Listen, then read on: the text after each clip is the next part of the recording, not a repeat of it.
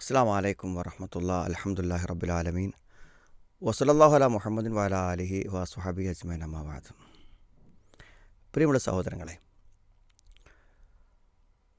മക്കളൊക്കെ കല്യാണം കഴിഞ്ഞ് എല്ലാ ഉത്തരവാദിത്തങ്ങളും കഴിഞ്ഞപ്പോൾ ഒരു മധ്യവയസ്കയായിട്ടുള്ള സഹോദരി ഭർത്താവിനോട് പറഞ്ഞു, ഞാനിനി ഇവിടെ നിൽക്കുന്നില്ല. ഞാൻ ഏതെങ്കിലും വൃദ്ധസദനങ്ങളിൽ അവിടെയുള്ള ആളുകൾക്ക് എന്തെങ്കിലുമൊക്കെ സേവനങ്ങൾ ചെയ്ത് അവിടെ പോവാം. അതല്ലെങ്കിൽ എവിടെയെങ്കിലുമൊക്കെ വല്ല തൊഴിലിടങ്ങളിൽ വല്ല തൊഴിലും പോയി നിൽക്കാം.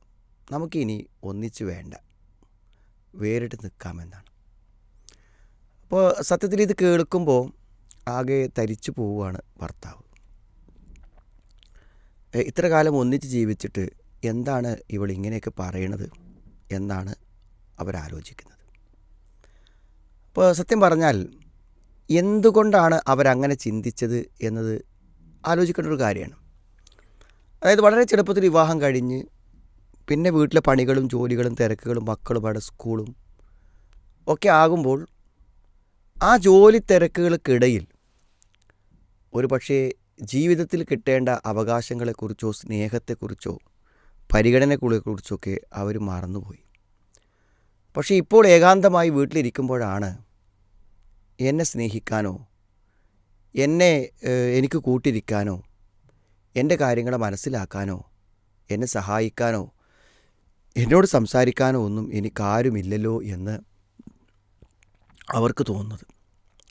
ഭർത്താവിനോട് ചോദിക്കുമ്പോൾ അയാൾ പറയണത്, രാവിലെ എഴുന്നേൽക്കും, പള്ളിയിൽ പോവും, അവിടുന്ന് വന്ന് അത്യാവശ്യം പത്രമൊക്കെ വായിച്ച് കുറച്ച് മൊബൈലൊക്കെ നോക്കിയാൽ പിന്നെ ജോലിക്ക് പോവും, ഉച്ചൻ്റെ ബ്രേക്കിലൊന്ന് വരും, എന്നിട്ട് ഭക്ഷണം കഴിക്കും, ഒന്ന് കടന്നുറങ്ങും, പിന്നെ വീണ്ടും കടയിൽ പോവും, ഒരു 10 മണിയാകുമ്പോൾ വരും, കുളിക്കും, ഭക്ഷണം കഴിക്കും, കിടന്നുറങ്ങും.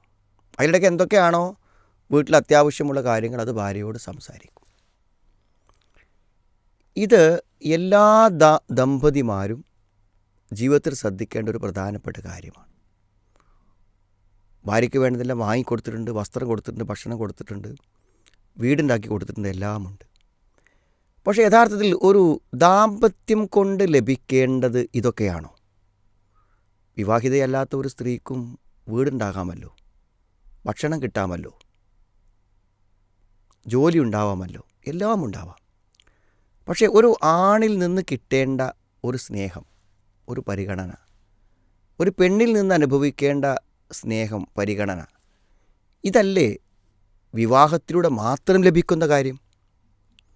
അപ്പോൾ പലപ്പോഴും ഇത്തരത്തിലുള്ള ഒരു സ്നേഹ പരിഗണനകൾക്ക് നമ്മൾ സമയം കാണുന്നില്ല എന്നാണ് സത്യത്തിൽ. ഇങ്ങനത്തെ വിവരങ്ങൾ പറയുമ്പോൾ വളരെ ഭാവനാത്മകമായി സംസാരിക്കാൻ ഇത് പറയുന്നവർക്ക് സാധിക്കും.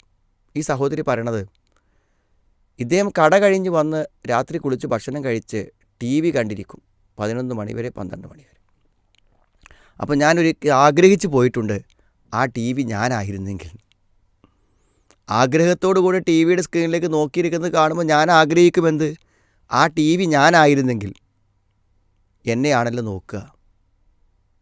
ആ ഒരു TVക്ക് കൊടുക്കുന്ന പരിഗണന പോലും, അതിന് കൊടുക്കുന്ന സമയം പോലും, അതിനോട് കാണിക്കുന്ന താല്പര്യം പോലും, അതിൽ കാണുന്ന ഒരു എൻ്റർടൈൻമെൻറ്റ്, ഒരു സന്തോഷം പോലും, ആസ്വാദനം പോലും എന്നിൽ അയാൾക്കില്ലല്ലോ എന്നത് വലിയൊരു വേദന തന്നെയാണ്. യഥാർത്ഥത്തിൽ ഇവിടെ എല്ലാ സ്ത്രീ പുരുഷന്മാർക്കും ഉണ്ടാവേണ്ട ഒരു തിരിച്ചറിവാണിത്.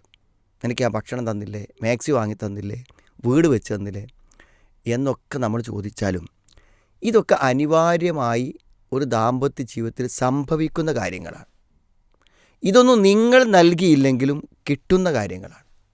അവിടെ പരസ്പരമുള്ള സ്നേഹവും പരിഗണനകളുമാണ് ഭർത്താവിന് ഭാര്യയ്ക്കും ഭാര്യ ഭർത്താവിനും മാത്രം കിട്ടുന്ന കാര്യങ്ങൾ, അത് മാത്രമാണെന്ന്. പലപ്പോഴും ഇത് മനസ്സിലാക്കി കൊടുക്കാൻ വേണ്ടി നമ്മൾ പറയുന്ന ഉദാഹരണം, നിങ്ങൾക്കൊരു അവിഹിത ബന്ധമുണ്ടെങ്കിൽ, അല്ലെങ്കിൽ അവിഹിത ബന്ധമുള്ള ഒരാൾ തൻ്റെ അവിഹിതത്തിലുള്ള സ്ത്രീയോട് അല്ലെങ്കിൽ പുരുഷനോട് എന്തായിരിക്കും അവർ തമ്മിൽ പറയുന്നുണ്ടായിരിക്കാം?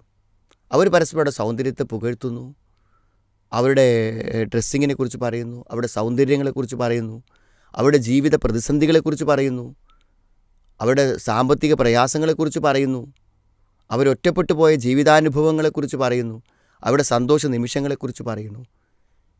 ഈ പറയുന്ന ഒരു സംഗതികളും സീരിയസ് ആയിട്ടുള്ള ഒരു ദാമ്പത്യത്തിൽ കടന്നു വരുന്നില്ല എന്നുള്ളതാണ് ഇന്ന് ദാമ്പത്യം ആസ്വാദകരമാകാതിരിക്കുവാനും ദമ്പതികൾ എന്തിനിങ്ങനെ ജീവിക്കണമെന്ന് പരസ്പരം ചോദിക്കുന്നതുമെല്ലാം അതുകൊണ്ടാണ്. നമ്മൾ ഓരോരുത്തരും നമ്മുടെ വിവാഹ ജീവിതത്തെ പരിശോധിക്കുക. അവിടെ വിവാഹം കൊണ്ട് മാത്രം കിട്ടാവുന്ന ആസ്വാദനവും അനുഭവവും സ്നേഹവും കാരുണ്യവും എല്ലാം നമുക്ക് ലഭിക്കുന്നുണ്ടോ?